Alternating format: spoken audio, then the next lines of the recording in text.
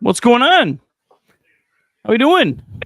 Craig, Jacob, Nick, welcome to Chatterbox Reds.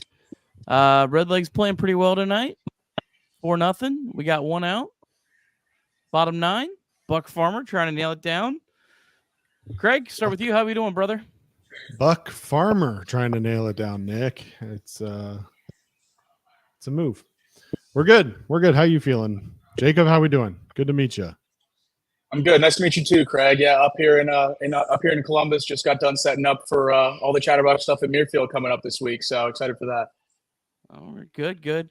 Well, while Buck's digging the mound out with his foot, Jacob, what all you guys got on the docket tomorrow? So we're gonna have off the bench, normal time, 10 to 12, and then after that, Tom's gonna do his show, dialed in for an hour, and then we're gonna have a members only show from Muirfield for all the members on the YouTube, and then at night we're gonna be filming a putt match that's gonna release later in the week for members. So that should be a lot of fun as well. Nice. Sounds like some good content coming your way on Chatterbox Sports on YouTube. Make sure you are subscribed. Hit that bell top right corner. Turn on notifications. All right, there's 2. I don't know, Jacob, where you're at. I just saw the second out. I'm a little bit behind. Oh God. I don't think we're not gonna sync this one up. No. Is this how the show's gonna go, Jacob? We're just gonna have Reed and in case I don't have a lot of control over the room around me, so yeah. Ask Reed how the Cubs are doing. I saw are they still losing to the White Sox? Reed, he wants to know if the Cubs are still losing to the White Sox. He said the Cubs are winning.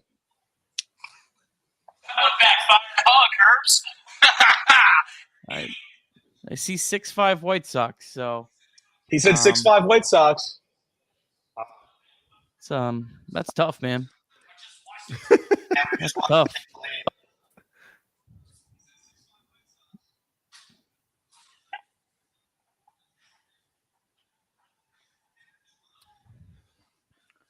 Elias Diaz with another hit.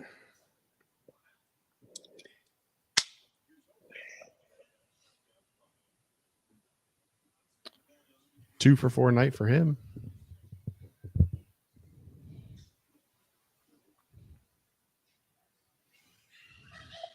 We get a super chat.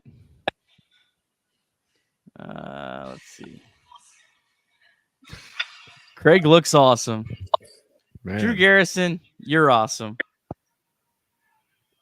I'm just trying to hold it down for the bearded folk. Jacob's coming in here showing me up with his thick beauty of a beard. Trying my best.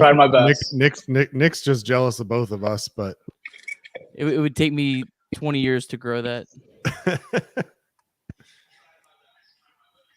Oh.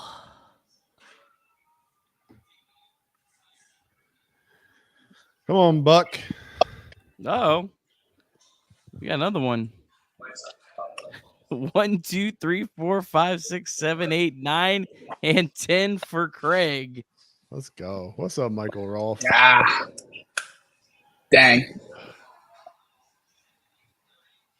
There goes the shutout. Just get one more, Let the Rockies get something.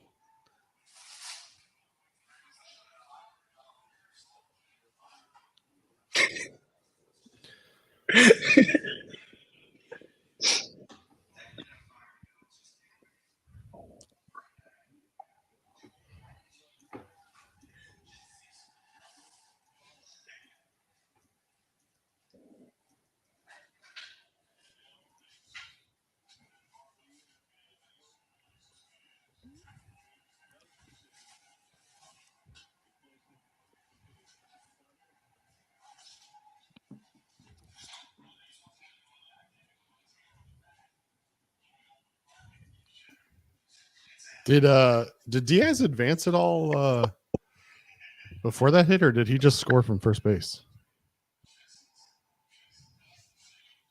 I have no idea, to be honest. That I'm not sure. Diaz advances to second on defensive indifference. There we go. Thank you, MLB.com.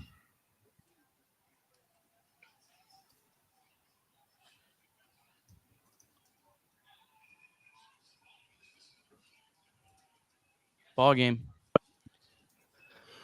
Way to ruin it, Nick. Sorry. They won. Be happy. I love it. Can't be mad about that. All right. See you in 4 minutes, folks. Go Reds.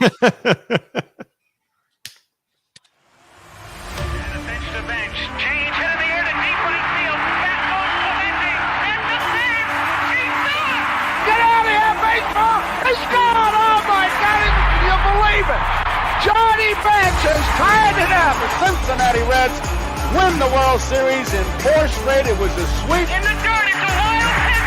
Here comes Montas. The Reds win the pennant. Hawkins won the game. That ball is fair. Cincinnati's ahead.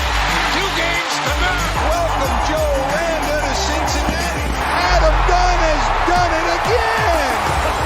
Benzinger backing and calling. And the 1990 World Championship belongs to the Cincinnati Reds. Marty, yes. This is Adam from Milwaukee. Hey, Adam, how you doing? I'm good. How are you? Good. Do you think Scott Chatterbox is a good player? Dunn up there with the bases loaded, the outfield deep and around toward right, and the 1-0 on the way to the plate. Swung on, long drive, right field, and this one belongs to the Reds. And a high drive. Hit back into deep right field. Junior has just knocked the door down to the 500 club. Benson's first home run is a walk-off winner. That ball had a family. And De La Cruz is, oh my goodness, look at this kid run. My, oh my, that is a triple. Matt McClain's first big league bomb. Spencer Steer's first big league hit is a home run to straightaway center field. Joey Votto's done it again. The pitch. Votto swings high in the air. Right field. Yes! He pointed to the dugout to say, I told you. That is Joey Votto's 315th career go-ahead ribby. Only Johnny Bench had more as a Red. And I can't tell you how much it means to play in front of everyone here in Cincinnati as a Red. What a gift. What a tremendous gift. So thank you. Thank you. I think I can speak for all of Reds country. Joey Votto, thank you. High drive. Left center field. Racing back to the line. Bourgeois. The Reds are National League Central Division champions. In the air, left center field. Did he? He did. He did. Reds win. Line to right field. Genius, the first Red ever. With 4 home runs in a game. Can you believe it? In the air, down the right field line. Doesn't have a chance. The Reds have won on a 3-run home run on opening day by Ramon Hernandez. A strike away and out away is Homer Bailey. Ground ball to third. Frazier gloves. Throw to first, and Homer Bailey, for the second time in his major league career, has tossed a no-hitter. Oh, gosh. Are you kidding me? Holy Moses, the second player in major league history to hit 7 home runs in the first 10 games. In the air, and the Reds win. What a dream beginning to the career of Jay Bruce. Well, hey, what's going on? Welcome into Chatterbox Reds, winning edition. Nick Kirby, joined with Craig Sandlin. We already talked earlier today, talking about Blake Dunn getting debuted. Good to see you again, Craig. And Jacob Tissett, live from the Memorial. What city's that in? Columbus. The course is in Dublin, but we're staying in Columbus. Okay. Live from Columbus. Jake will tell a little more about all the cool stuff Chatterbox is doing down at the Memorial Tournament this week. But we're going to talk first about a Cincinnati Reds win, a Cincinnati Reds series win, another series win as the Redlegs playing well. Some quick initial thoughts. Craig, we'll start with you. I mean, the initial thoughts are that they won a series on the road yet again, and that they took the first two games of a crucial set in Colorado. June is going to be a very important month for this Reds ball squad, and the most important thing to me is that they're starting it off on the right foot now with series back-to-back series wins on the road. Jacob? Yeah, it was great to see Frankie Montas pitch that well. We've talked for at length about how great Lodolo, Green, and Abbott have been. If Montas can pitch like that, I mean, the sky's just the ceiling is nowhere to be seen for this rotation. It can be one of the best in the league, and obviously Ellie showing a little bit of that power with a 448-foot home run. Great to see that. It's been a long time since we've seen pop like that out of him, so certainly a good sign. Yeah, we'll have Craig run through the box score recap here in just a second. Before we do that, let's get to some more super chats as they're flowing in. Michael Rolfe, $9.99. I need to appear on one of the Chatterbox Reds post-game episodes or one of Drew Garrison's episodes. DJ Nitro, a.k.a. Meat, won't let you down. Michael, you send me a DM. You can come on anytime, brother. You have definitely earned your way on. RD711 LFG, oldie buddy goodie. Right to the point. Love it. Mark, also LFG Reds. Appreciate you, Mark. And Ned Flanders, way to hustle. Blake Dunn. Love to see it. All right, Craig, give us the box score recap. Let's get it. The Reds started the game with back-to-back bunts and an interesting move. A single by Stuart Fairchild, followed by what was ruled a sacrifice bunt by Ellie De La Cruz to advance him to second. And after a ground out by Jamer Candelario, Spencer Steer would drive the ball down the right field line for a double, scoring Fairchild and giving the Reds an early 1-0 lead. Then in the third, it's what Jacob was just talking about. With 2 outs, Ellie De La Cruz works a full count and gets a middle sinker and made Ty Blatch pay with a home run, 109.2 miles per hour off the bat, traveling 448 feet to the forest in dead center field, giving the Reds a 2-0 lead. Ellie's first home run since May 11th.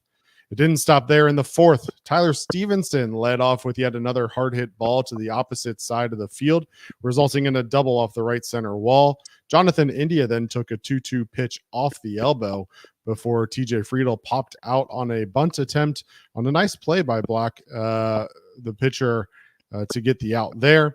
And then Blake Dunn grounded into a fielder's choice, resulting in runners on the corners. Luke Maley then singled to right, landing just in front of a diving Hunter Goodman, scoring Tyler Stevenson and advancing Blake Dunn to third.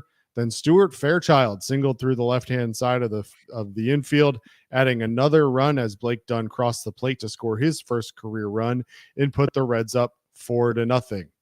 It would stay that way for a while. Frankie Montas would carry a no-hitter into the 7th inning, but Elias Diaz would double on the third pitch of the inning to break up the no-hitter and put the leadoff runner on second base. Frankie Montas would get Rogers, Montero, and Doyle in order to leave Diaz stranded and cap off his phenomenal day. Final stat line on Frankie Montas: 7 innings, 1 hit, 9 strikeouts, and 2 walks, lowering his season ERA to 4.00. The 9 strikeouts were the best in a game for Montas since he hurled 11 as an Oakland A on May 26th of 2022. Cruz would shut the door in the 8th, and then Buck Farmer would retire the first 2 batters he faced in the 9th. But Elias Diaz once again would pick up a second hit of the day on a single to center field. He'd advance to second on defensive indifference. Diaz would come around then to score on a double by Brendan Rodgers to get the Rockies on the board. But Elahiris Montero would fly out to left field to end it, and the Reds would improve to 28-33 on the season, winning back-to-back series on the road with a final score of 4-1. And of course, we had a deep drive of the day, and it was none other than Ellie De La Cruz, 10th home run of the year, 109.2 off the bat, 448 feet, and it was off a lefty.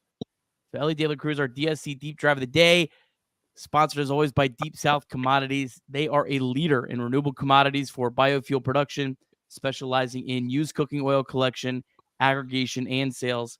Visit www.deepsouthcommodities.com for more information. Thanks to our friends at DSC. All right, well, obviously we have to start off with Frankie Montas, a remarkable start tonight. Jacob, Frankie Montas, how impressive was this outing? I'm incredible. You tweeted it. I saw it. The only no-hitter in Coors Field history all that time ago, and he threw 6 innings. I thought he had a chance. He was really throwing the ball really well. He looked great. I was worried about Frankie going into Coors Field that he might struggle, but he looked great. Really didn't miss a beat, and really just the one blue hit that snuck in there in between the two outfielders, and he didn't really have any threats all day long. So yeah, it was good to see Frankie really get on the bump and show his best start of his Reds career. Greg? Yeah, Frankie came out in the season opener against the Nationals and threw really well. 6 innings, 4 hits, no runs in that one, and really pitched well against Philadelphia in his follow up to that too. 5 2/3, 5 hits, 1 run. Struggled of late, obviously, but sprinkled in an injury in there. But yeah, good to see what really the Reds were hoping for, I think, when they made this signing in the offseason for Frankie Montas, signing him to that 2-year deal, paying him $16 million a year. So really good to get that out of him. And like Jacob said at the top of the show, I mean, realistically, this rotation, if Montas can pitch to his capabilities, if Nick Lodolo can continue to pitch well, obviously Hunter Green has pitched well, Andrew Abbott. So, who knows what happens in that 5th spot, whether it's Brandon Williamson or if we continue to go to Graham Ashcraft. But at the end of the day, the Reds rotation is looking really solid, and having Montas back on his game is a really big pickup for this ball team. Yeah, again, you go back to, it's still really early in the year. Montas lowered his ERA from 4.6 to an even 4 after tonight's start, which just kind of shows you how early we are still in this 2024 season. But yeah, I mean, for what the Reds paid an even 4 ERA on a guy that's only on a 1-year deal, that's a steal. I mean, that's market price for an average starter. 4 is an even 4 is above average. It's been a lot of kind of average starts for Montas lately. Nice to see him put it together. I know a lot of people are just going to be like, it's the Rockies, they suck, and they're going to discount it. And I think that's absolute garbage. Rockies are 9th in Major League Baseball in OPS at home. They play well in their home ballpark. This is a team that scores runs in their home ballpark this year. This was an incredible start for Frankie Montas. He hadn't pitched, I think, in Coors Field since like 2021. And it could do a lot of weird things to your pitches. And for him to go out and just absolutely dominate the Rockies tonight was a big deal. And the Reds get a series win. They don't have to sweat it out in the rubber game. I mean, this is the first time they've won a series since 2016 at Coors Field. So this is a big deal, big start for Frankie Montas. Yeah, and keep in mind, like you're talking about, this Rockies team has been playing not terrible baseball. They're 13-10 in their last 23 coming into the series, so now 13-12. The last 3 series before this, they won the series against the Phillies and the Guardians. So, like you said, not necessarily a terrible ball club. Obviously, not a great team, but yeah, I mean, the first series win at Coors Field since 2016.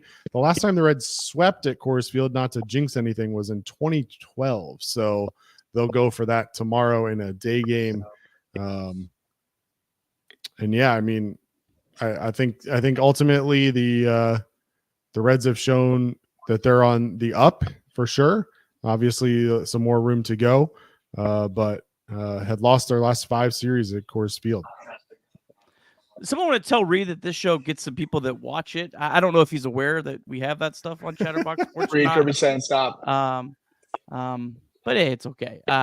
Jacob, let's get this out of the way. Can you jinx a no-hitter? I think so. Maybe I'm too young. Maybe I haven't watched enough baseball, but we were sitting in the Airbnb watching it, and Elliott said it as soon as the fifth inning ended, and Jimmy and I looked at him like he had three heads. So I know you guys don't think so, but I'm still on that train. No, Jacob, no. I thought I liked you, but I'm sorry. I'm sorry. All right, we'll give you a pass. We'll give you a pass. It's interesting, Nick. I always, kind of struggle with that. Montas is a guy that after every inning comes back, he sits with Derek Johnson. Derek Johnson, spends time with him, goes over the game plan for the next inning, goes over the batters that are coming up. What have you done? What do you need to do this inning?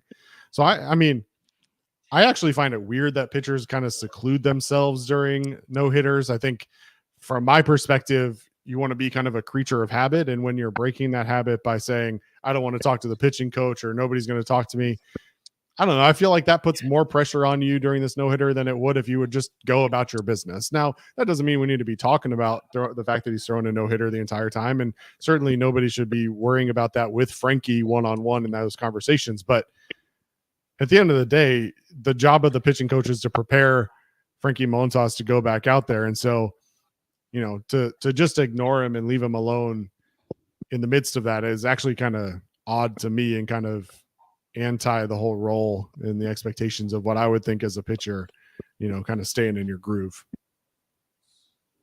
Yeah, it looked like what inning was it the sixth inning when he walked off with like a big smile on his face, Montas? I don't know if you guys caught that on the broadcast. He seemed like he was just, enjoying the moment and the start. So that was cool to see for sure. So the Reds, what did you guys think about laying back-to-back sack bunts to start this game off after you scored 13 runs the night before? I mean, obviously it was it worked, but it was very interesting. Did it work? I don't know. I think Ellie wasn't necessarily trying to bunt to sacrifice Stuart Fairchild over. I don't know. Maybe they knew something about Ty Block and wanted to get some runners on base early and put some pressure on him and see how he responded. Obviously, it worked out. They got the run across in the first inning. I mean, Spencer Steer, now 10 for his last 18 at the plate. So maybe you just want to get a couple guys on base, make sure you get to the heart of your order, and guys like Candelario, Steer, and Stevenson who had been hitting the ball well. But yeah, it was an interesting approach for sure.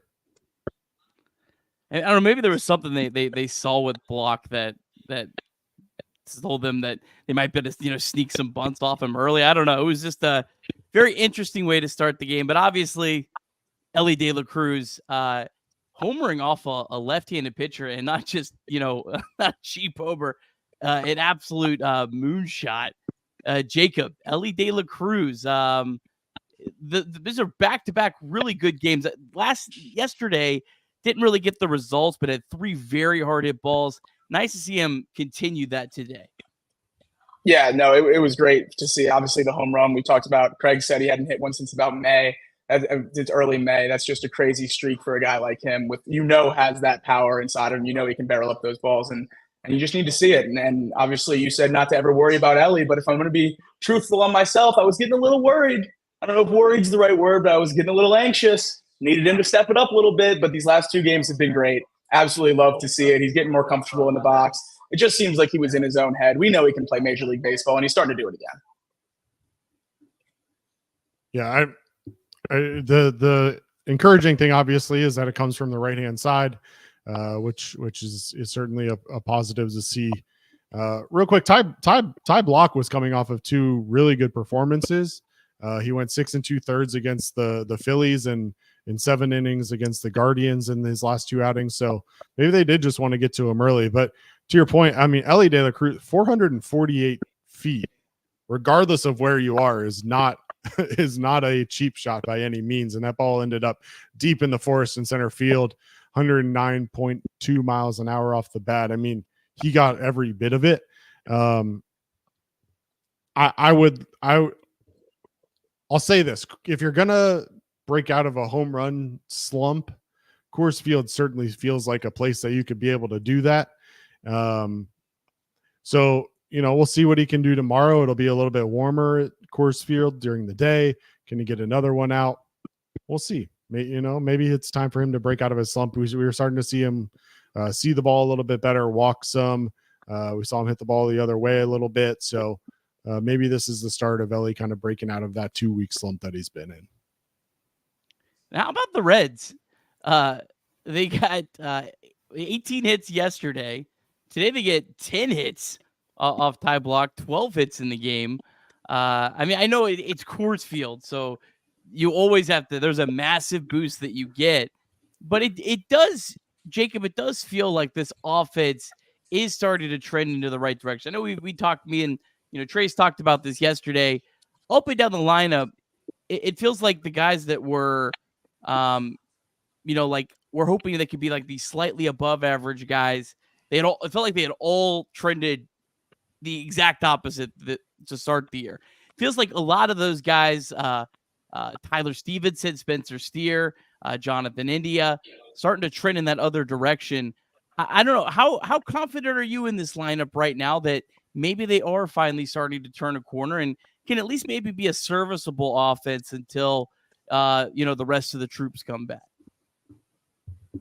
Yeah, I think it's impossible for this lineup to be as bad as they were for that stretch. It's just we have too many good players, too many players that we've seen play at that level for them to be hitting 210, 215 as a team. So you knew they were going to come out of it at some point, and you just hope they'd come out of it. If the starting pitching was to find level, you'd hope they'd come out of it before then. And obviously, it seems like they've had a little bit of that in these last couple of series, and the starting pitchings continue to be great. So I think if those two things keep trending in the direction they are, we're going to see this team rattle off some wins here quickly.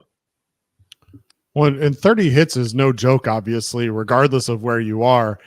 And they did it with only 3 total home runs, 2 last night and 1 tonight, I believe. So it's not like they're just hitting, fly balls to the outfield that happen to just carry.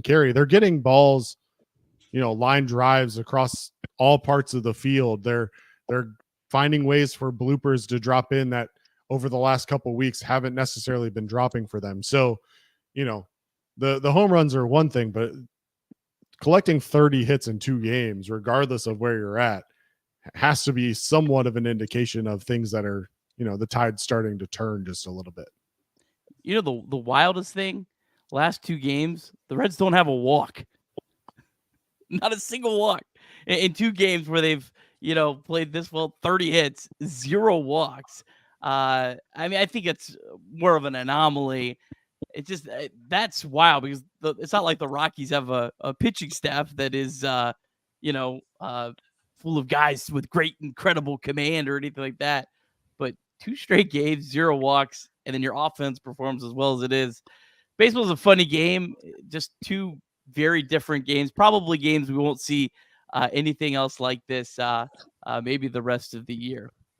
Well, and we've heard a lot of people talk about the Reds adjusting their approach and coming, changing the way that they come towards attacking the plate. The Reds today only got to 5 3-ball counts based on my scorecard. So, that's telling you that they're trying to attack the ball pretty early on. I don't want to go through and count it, but like the number of at-bats I see here, and Blake Dunn swung at the first pitch both times he was up. I see that obviously the first 2 at-bats to start the game with the bunts were on the first pitch. It's just the scorecard that I'm looking at. I see a lot of very early count attacking of the baseball, and that just might be a change in the way that they're trying to go about things. We've heard Jacob Hurtubise talk about it before, to create chaos, and depending on who you're facing, maybe that means you got to do it earlier in the count to be able to attack that fastball.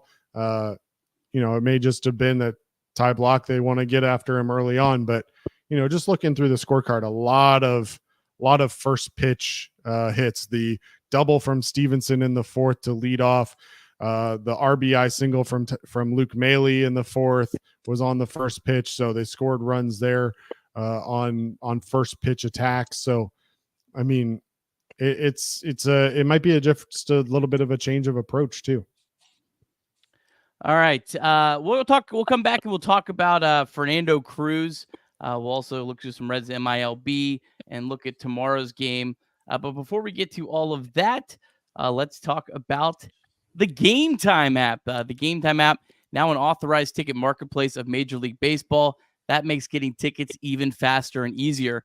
Prices on the Game Time app actually go down the closer it gets to first pitch. With killer last-minute deals, all-in pricing, views from your seats, and the lowest price guaranteed, Game Time takes the guesswork out of buying MLB tickets. They have all-in pricing. You can toggle this feature, and it shows you the total up front with no surprise fees at checkout.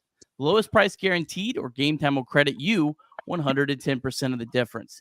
Take the guesswork out of buying tickets with Game Time.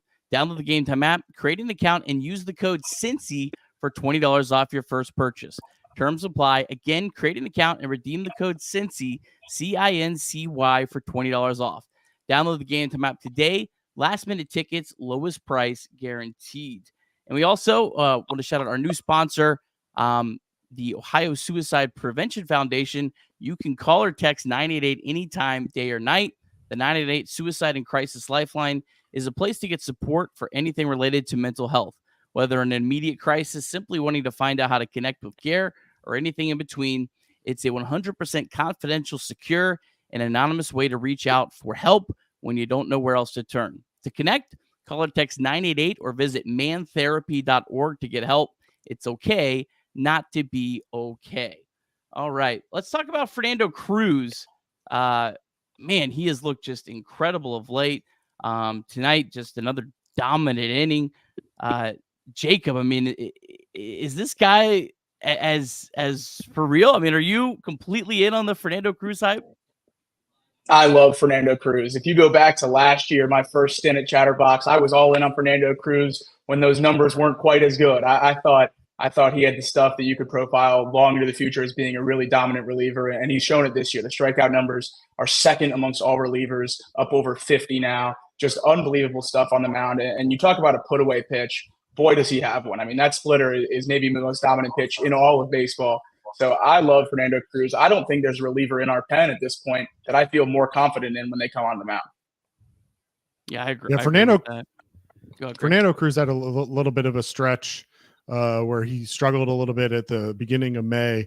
There was a chunk of games in the middle of May 13th against the Diamondbacks, the 15th against the Diamondbacks, and then the 17th against the Dodgers, where he went back-to-back outings, giving up at least one run. Since that time, he's now gone 8 games, 8 2/3 innings, 2 hits, 17 strikeouts. The guy is on a tear right now. He started the season on a very similar tear, if you remember, where in late March, early April, where he was absolutely dominating batters as well, and giving up only 1 run during that stretch. So, you know, it feels like Fernando Cruz is back in his groove after a little bit of a tough run of things. But tonight he certainly felt like he was back on in the Fernando Cruz that we have come to know and love. Yeah, I mean, he just really feels like the guy that can just, you know, absolutely thwart any sort of a rally for an opposing team right now. He's an incredible weapon. You know, I might be getting a little tiny bit concerned about his usage. It feels like David Bell's maybe going to him maybe a little too much, and I do worry that he could, you know, wear down as the years goes on. I'm not sure David Bell has a lot of alternatives right now other than to keep going to the well, but that is kind of like just something I'm keeping in the back of my head, is how many times is this guy used. Now, guys like Nick Martinez, guys like I think Carson Spires, who's down at AAA, can I think help protect some of that as this year goes on. But do you guys have any concerns with you know, Fernando Cruz and you know, maybe his overall usage? Yeah, a little bit, just because of what we saw last year with Alexis Diaz. Alexis Diaz was so dominant at the beginning of the year, and he got into that rut where we used him almost every game for a month, and he hasn't looked the same ever since. I don't know if that's wear and tear, obviously, within the season, but I think at some point it gets mental. If you see yourself get out there and get knocked around enough, it's going to get in your head, and you're not going to be as confident in your arm, and that's what all these pitchers need. So, yeah, I'm certainly a little bit worried about that with Fernando Cruz, but like you said, what's the other option? I mean, he's by far the most reliable pitcher in this pen right now. He has the most guaranteed, quote unquote, stuff. When he comes out there, you know what you're going to get more often than not. So at this point, you know, the Reds are fighting to stay relevant. The Reds are fighting to stay in the mix as the season progresses. I think going to Fernando Cruz right now is your best and only option. Yeah, I don't know. I mean, he's on pace for 74 appearances. I think that there's an opportunity for David Bell to kind of mitigate that as the season goes on, whether it be when Alex Young comes back up or Sam Maul obviously has an opportunity to continue to come in. We'll see how it goes. Ultimately, I think Fernando Cruz has earned the right to be the high leverage guy. I think if we're being honest, tonight didn't really feel like a high leverage situation. So using him tonight maybe felt a little out of place to Nick's point. Maybe it felt like you could have used somebody else in that situation rather than going to him. I mean, you went to Buck Farmer in the 4th or in the 9th. So I'm not really sure how it could have been that high leverage of a situation if you go to, no offense, Buck Farmer in the 9th inning and not someone like Alexis Diaz. So it does, there is some level of concern there. I think from my perspective, ultimately, if you have a high leverage situation, I want to go to him no matter what. He pitched last year in 58 games through 66 innings during that time period. So certainly on pace for an elevated workload this year. But he's a major leaguer. He's got to be available. And if he wants to be kind of that go-to high leverage guy, then he's going to have to be able to throw more than 58 games. Craig, our brains on the exact same place because I put out my calculator. I was doing the how many games is he projected for the whole year? So you beat me to getting that out. But yeah, 74. I mean, that's right about the max you'd want. I don't think you want to go, really any higher than like 75. So yeah, there's just something I think that is worth monitoring this year because this isn't a guy that's pitched like a ton of full baseball seasons. And I don't know if he wore out at the end of last year or not. Who really knows exactly what happened towards the end of the year. I felt like he kind of had a lot of starts at the end of the year where it didn't feel like he was maybe worn out. It just kind of felt like he had a lot of bad luck at the end of the year. Felt like Alexis Diaz was certainly absolutely gassed at the end of the year. I didn't necessarily feel that with Fernando Cruz, but just something to keep in the back of our heads. Any other final observations or thoughts from this game? Just really nice to see the Reds, as I mentioned at the beginning, getting a series win, getting in the first 2 games, really just kind of taking a lot of pressure off themselves. Yeah, you'd love to get a sweep. I mean, that would be a great way to, take back some of the losses that games that got away with you earlier in the year. But I mean, they've already taken care of business. That's wonderful to see. Yeah, the Reds have struggled in Coors Field basically my whole life, or at least as long as I can remember. So to see them get out of there with a win, especially after an exciting series against the Cubs, beating them in Wrigley, it's a great sign for this team, certainly trending in the right direction. Yeah, the one of the things that stands out to me, Nick, and the 2-game series so far against the Rockies, the team has struck out 7 total times. So, we've talked a lot about how often this team has been striking out. And those numbers being elevated beyond what you would like to see, obviously.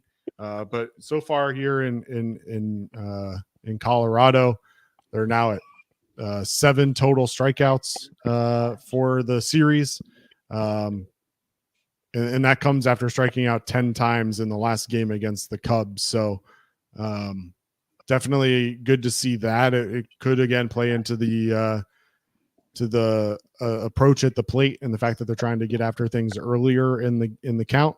But yeah, only 7 strikeouts in the 2 games is something that is standing out to me as well. All right, well, let's get into some Reds MILB. We'll start off with AAA. Louisville, they lost 5-0 to Nashville. Bats only got 3 hits. They fall to 32-25 on the season. Connor Phillips, one of his better starts, still walking a ton of guys. He went 5 innings, gave up 2 earned runs, 5 walks, 7 strikeouts. Phillips has walked 44 batters in 46 2/3 innings. Not a whole lot offensively in this one as they only got 3 hits. Reese Hines and Connor Capel were each 0 for 4. AA, Rocket City, they won 5-0 over Chattanooga. Another loss for the Lookouts. Rhett Lauder, though, 11 strikeouts, no walks. Did give up 3 runs in this one. But Louder, who's kind of had a few starts that have been a little bit of up and down so far at Double A. Good to see him kind of getting back in the right direction. Tyler Callahan and Austin Hendrick, both of those guys were hit on Sunday by pitches and left the game. Both of those guys were out of the lineup tonight, so something to kind of keep an eye on. Dayton, they lost 9-2 to Lansing. South Stewart 0 for 4. Cam Collier 1 for 3 with a walk. Hector Rodriguez, though, he was 1 for 4, hit a home run, his 5th of the season. And then Daytona, they lost to St. Lucie 5-3. Really tough night overall for the Reds MILB. Tortugas, they're really struggling. They've lost 7 of 8. They fall to 23-39 on the year. Sammy Stafura, the good, he was 2 for 4. The bad, he now has 7 errors in 18 games.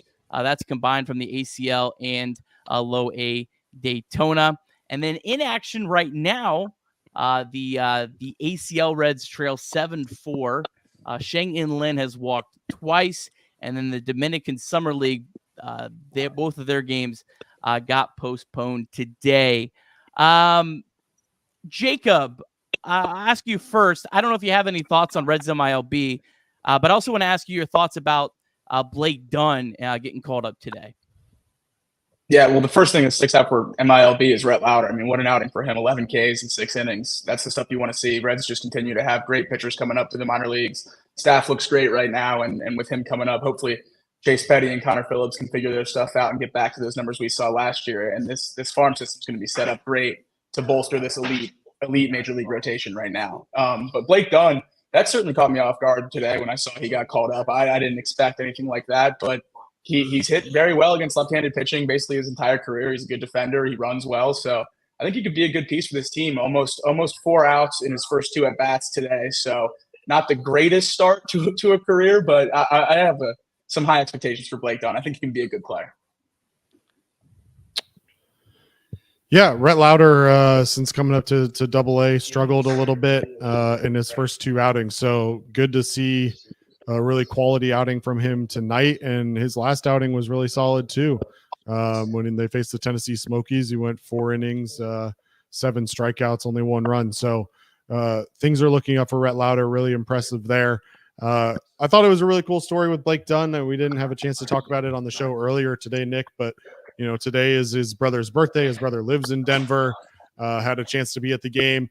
I thought it was interesting that they were talking about a little back and forth via text message on the broadcast and how he kind of maybe indicated that he was going to be up here during the show this afternoon, Nick. If you remember, somebody in the chat brought up the idea that maybe the plan was Blake Dunn to be on the major league roster from day one, and they kind of used this as a kind of a rehab stint or what have you. And so I don't know, maybe there's a little bit more to that story than we believe, or maybe it's just a little bit of a coincidence, but nonetheless, good to have him up, good to give him an opportunity to show us what he can do at the major league level. Tonight, obviously, a couple ground balls that didn't go his way, but he did show his speed and his hustle, obviously, on the second one there in the 4th to force a fielder's choice instead of giving up the double play. Yeah, I'm excited to see Blake Dunn. We already talked about it a lot today, and I'll actually put part of me and Craig's conversation into the podcast for tomorrow. So if you want to tune into that, be sure to tune into that. Let's look at tomorrow's starting pitching matchup. For the Reds, it's Graham Ashcraft. He's 4-3, 4.76 ERA, going up against former Cardinal Dakota Hudson, 2-7, 5.02 ERA. A couple notes on Dakota Hudson. Man, this was a guy that was really, really good with the Cardinals his first couple years. Had Tommy John surgery in 2020, and it kind of messed with his velocity, and he just has not been the same pitcher since. He relies on a sinker, slider, 4-seam, curveball, changeup. Sinker averages just 90.6 miles per hour, but his curveball has been nearly unhittable. Hitters 0 for their last 30 at-bats, ending in a curveball against Dakota Hudson. So obviously, Ellie De La Cruz, that's something to watch, and the rest of the Reds lineup. Hudson's dominated the Reds 7-2, career 3.06 ERA in 12 games. But active Reds against Hudson, much different story. 12 for 23. That's a 5.22 average. OPS over 1,200. Jake Fraley, he's 4 for 7 with a double. Friedel's 3 for 8 with a double and triple. Jonathan India, 4 for 6. And then I had Nick Martini, but Nick Martini's no longer with us. And then Graham Ashcraft. Last start, it's been a struggle for Ashcraft of late. Just went 4 2/3, gave up 3 runs against the Cubs. Ashcraft has not made it past the 5th inning in 5 consecutive starts. His only career start against the Rockies was at Coors Field last year.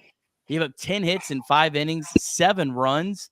Active Rockies against Ashcraft are 7 for 25. Craig, what's your thoughts on this matchup? Well, you mentioned it, obviously. Dakota Hudson, a pitcher that's familiar with the Reds, and again, the starting lineup, or the expected starting lineup, with good success against them so far. The thing that's going to really be sticking out is that this is potentially the last opportunity for Graham Ashcraft to prove himself before Brandon Williamson becomes available, and he's going to have an opportunity to show whether or not he belongs in the starting lineup, or if he's going to have to move to the bullpen once Brandon Williamson is ready. So an opportunity for Ashcraft, and then again, an opportunity for the Reds to pick up a sweep at Coors Field for the first time in 12 years. Jacob, any thoughts on this matchup tomorrow? Yeah, Craig basically hit the nail on the head there. We talked about it earlier this week on Off the Bench. Ashcraft seems like the easy choice to move to the bullpen with Brandon Williamson coming up, and obviously how he looked last year, like he'd be a crucial part of this rotation. So a big prove-it game for Ashcraft, and then obviously picking up the sweep would just be so nice for the Reds to gain some more ground. Yeah, absolutely. Okay. Yeah, sorry, folks in the chat. Not really a whole lot I can do with the audio. All right. We had some super chats. Let me get to those here real quick. Michael Rolfe, another super chat. Jacob might be able to fill in for Jonathan India as a stunt double in this YouTube documentary thing that they're doing about the team. If India keeps sucking, India's wife may leave him for Jacob. So there you go. I don't know. Hope you muted yourself, brother. I'm not a home wrecker. That's all I want to say. I don't think they're actually married, are they? Well, They're not actually married, are they? I think it's just his fiance or his girlfriend. So not married yet, Jacob. I'll still show some respect to Captain America. All right. They do have a kid together. I guess it's probably best. All right, we got another one from Bryce Sizemore. Got back from vacation, and we won 2 straight series. Maybe I need to go on vacation more often. You know what, Bryce? Let's just save the next vacation for the next slump. Let's not try to use it up. Let's not try to get ahead of ourselves.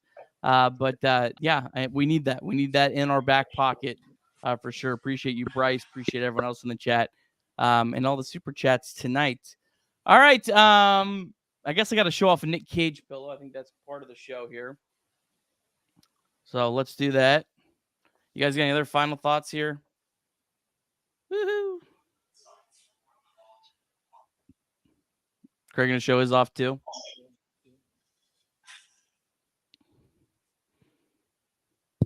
It's only fair that I join in on the fun. Jacob, is this the weirdest thing in the history of the universe, or? This is good. This is good. If I had a Nick Cage pillow, I'd take it out too. So I'll have my wife send you one in the mail. Love it. Love it. I can't wait. And then our guy, Ellie De La Cruz, back off the snide home run tonight. Card of the night, Ellie De La Cruz, PSA 10, Bowman Sapphire. Oh, I'm sorry. We had some more super chats. I'm sorry. Sorry, hard to keep up here. Ned Flanders, Luke Maley needs morphine.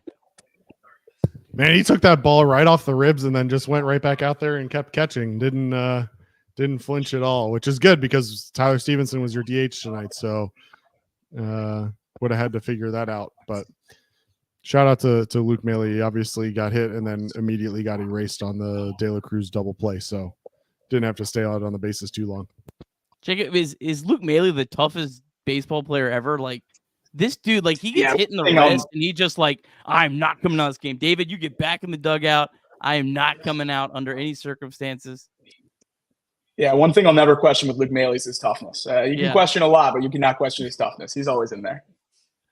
All right, Houston Burger cannot wait to sweep the Cubs. All right, hey, let's just jump right ahead to it. All right, love it, Houston. Let's sweep the Rockies first. Drew Garrison, Blake Dunn better than Livy Dunn.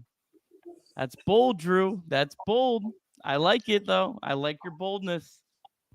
And then Houston Burger again. Mouse Cop is Reed's burner. Oh, okay. All right. Let's go. All right. Well, fellas, any final thoughts here tonight? Final thought, Tyler Stevenson, 4 balls in play, all 4 balls either up the middle or to the opposite field yet again tonight. Whatever he's doing is working. The dude is raking right now. Love it, Jacob. I just want to see the sweep. Just want to see the sweep. It'd be nice. It would be nice. All right, we'll be back tomorrow. I don't know what, 6 o'clock, something like that. Me and Trace is back on. Trace is on tomorrow. I think it's the only time you're going to get to see Trace this week or until the weekend. So me and Trace tomorrow. Trace live from Columbus or Dublin or something. Oh, Jacob, I'm sorry. Again, run through the rest of like the festivities for tomorrow and the week so everyone can follow along here. For sure. So every day from Muirfield, we're going to have off the bench, normal time, 10 to 12 for everyone. And then Tom Brenneman's going to do his show dialed in for an hour after that. And then we're going to host a watch along tomorrow at Muirfield for the members. And then tomorrow night, we're going to go film a putt-putt, right? That's tomorrow? Putt-putt tomorrow night with everyone to get that out to the members by the end of the week. So it should be exciting week of content.